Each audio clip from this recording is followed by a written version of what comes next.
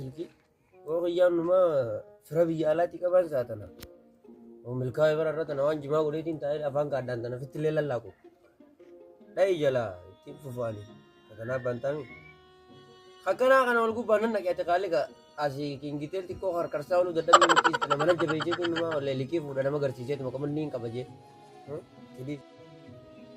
warra gurbaa hattuu kana yoo maqaan saqqabne yoo kittifee akka fooniin lafan keenya kittifee rabbummaan isa na agarsiisu wallaahi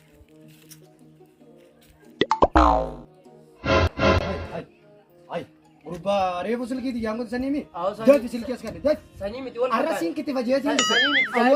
wal fakkaanne awoo baasii silkii awoo baasii sibiiluma kana waan deemii tansi yoo